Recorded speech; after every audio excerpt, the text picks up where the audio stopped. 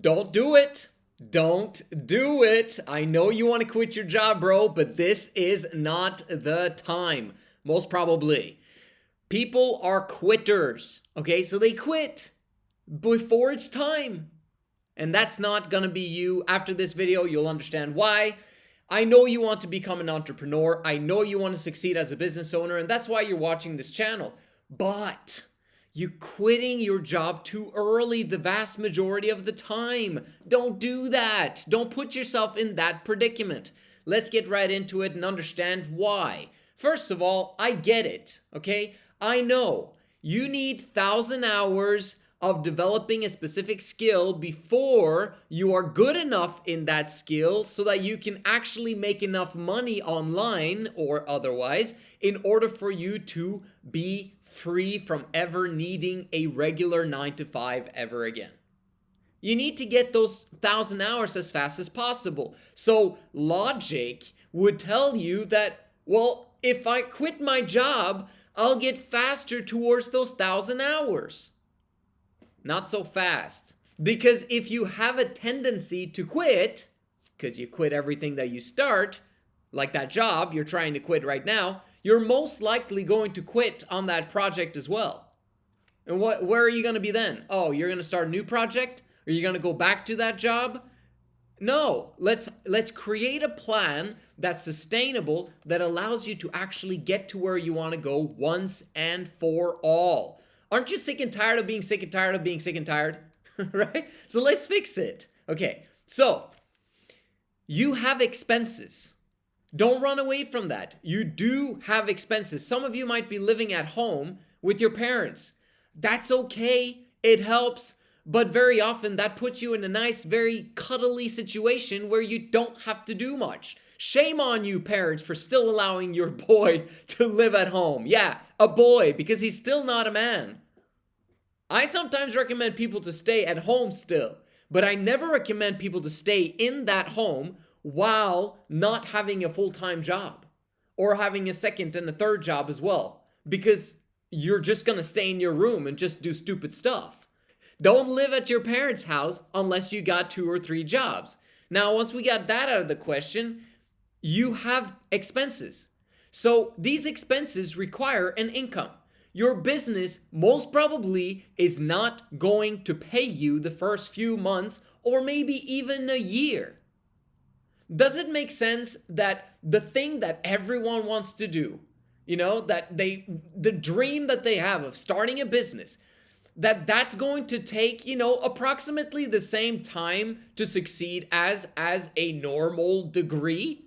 Like, degrees take 3 to 5 years. Why would you expect that it would take you 6 months or 2 months or 1 month or a week before you start getting paid in a business or in a 100% commission sales job? If you already have an income, then if it takes a long time to develop an income in the thing that you actually were designed to do long term, the business that you want to do, then you don't need income from that business yet. Fantastic. You're putting yourself in a beautiful position that is fantastic. And you need to have that in your mind before you quit your job. Because if you don't quit your job, you now have options. Okay. Second thing I want to say about it, you never want to put yourself in a position where you have to pivot away from the thing that you were designed to do. I'm talking about designed to do because I believe that everyone has a specific project that they're supposed to be working on that if they knew themselves, they would be working on. But if you do find that thing, or you're kind of halfway into that thing, and then you suddenly run out of money, and then now you're like, oh shoot, I need to drastically go and work 3 jobs now because I'm getting credit card debt, and that's not a good thing, and my business is not working, and then suddenly that business is gone. You don't want to put yourself in a position where you pivot away from the thing that you were supposed to be doing. If you had an income, you wouldn't have to be put in that situation because you'd be able to do both simultaneously. So, another one is allow yourself to be led. It's the 5 phases of leadership. 1, allow yourself to be led. 2, lead yourself. 3, lead others, men basically. 4, lead women. 5, lead kids. If you haven't gone through stage 1, what makes you believe that you can actually do stage 2 in a business? Or stage 3, which is what you want to get to as fast as possible if you're building a business. If you're doing it the right way, you should be doing 2, 3, 2, 3, 2, 3 once you actually have a business. But you're continuously stuck at, I can't lead myself in stage 2 because you haven't properly gone through phase 1. Phase 1 is allow yourself to be led. Are you teachable? Are you humble? Are you meek?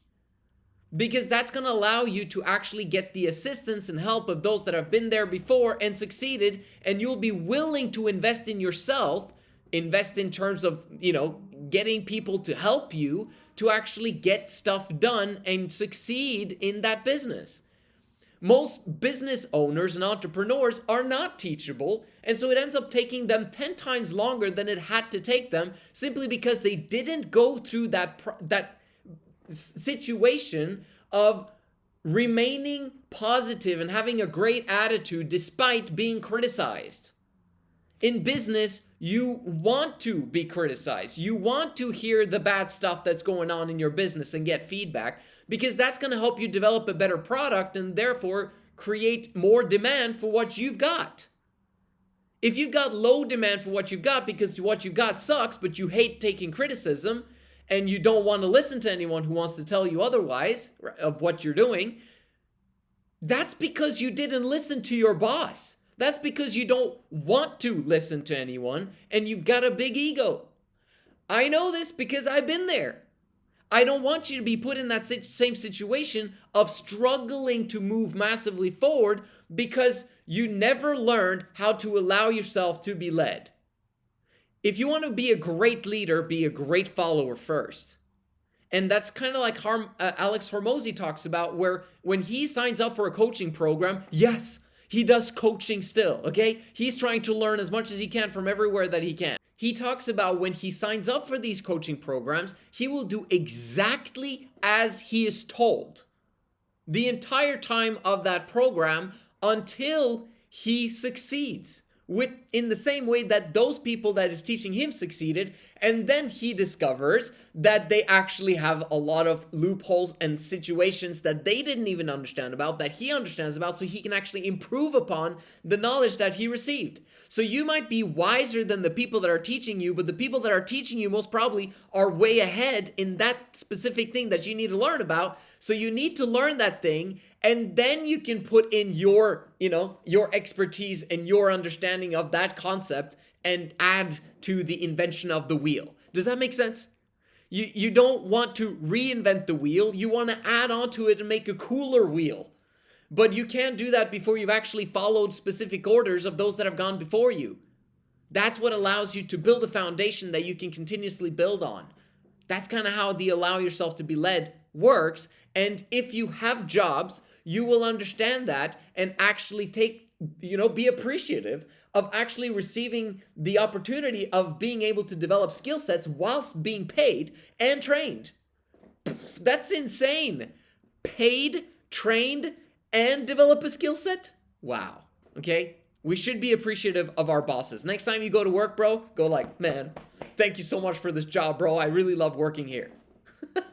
Speaking of the boss, 90% of people quit their jobs because of their leader. Okay? So, thank him, right? That he's putting you in this situation where you now, for sure, never want to have a job ever again 9 to 5 wise, because you don't want to have a nasty boss like him, right? You don't tell that to his face, but you understand that you will never be in a 9 to 5 ever again once you succeed in business. You will continue until you succeed, no matter what, until you begin to develop this massive conglomerate, which you're going to develop, right? Knowing that, it doesn't mean that you have to be under his specific direction for a long period of time. Make it extremely short term. Make it extremely temporary. The way to go about doing that is, one, succeed in your business on the side, right? And or have multiple jobs. Or have multiple options of potential jobs where people are trying to recruit you because they know you're an amazing employee and you've put out enough feelers out there to say, hey, I'm still available on the job market. You can still hire me. In low pay jobs, you can actually be there and then bounce when you find a better offer. There's nothing wrong with that. And if that first person wants to actually keep you, they better pay up. This is what it means to have options. You want to have as much options as possible when you are in a low paid situation. And if you get a lot of applications out there, as I talk about on my how to get a job fast video, you are now in a position where you are choosing, not them. That's the ultimate position to be in. So you'll probably quit, but stay with it until you find a better leader, is basically the principle that I'm trying to share with you here. All right. You want to have a cash cushion. You don't want to put yourself in a position, again, where you run out of cash and have to use a credit card. It's not very wise. The cushion allows you freedom, but it also allows you the ability to say no to projects that you don't want to take on in business. It also allows you to have posture and to have self-respect when people are saying, oh, you should do it for cheaper in your business once you've come to a point where you actually have a skill set and you don't need their business, right? And so having a cash cushion allows you to say no to it. Because if you didn't have that cash, you'd be like, I'll take anything, I'll do anything for you. Which is the wrong type of vibe to send out when you're trying to get someone's business. You never want to be in a fearful, desperate situation when you're collaborating with others because they'll run all over you. Business is still a competitive game in many aspects. Obviously, we're trying to create win-wins with with people, but you also don't want them to make it a win for them and a lose for you. You want to make sure it's always a win-win, or else it's a lose-lose, in my opinion. Lastly, you don't want to quit any of your jobs before you've started making the equivalent amount of income from your business. Your business needs to be paying your bills at some point in time, which means you quit the worst job and then you increase the income from the business, and you quit the second job and then you increase your income until you've got enough nice cash cushion and also a steady and consistent income from that business, where you quit your last job and now you are free from having a 9-to-5 ever again in your entire life. How liberating is that, man? I was 30 years old when that happened. Took me way longer than was necessary because I didn't have anyone that actually knew what they were doing, that was willing to help me out. And so as a result, it took me a long time, but it doesn't have to take you that long. Because we've got the information, we've got the know-how, and we can help you do it. Make sure you subscribe to the channel, like, of course, and send me a DM on Joseph.ONTRACC. Change that from Men of High Value, Joseph.ONTRACC on Instagram or Telegram, and I will talk to you there. Thank you so much for watching. I'll see you in the next one.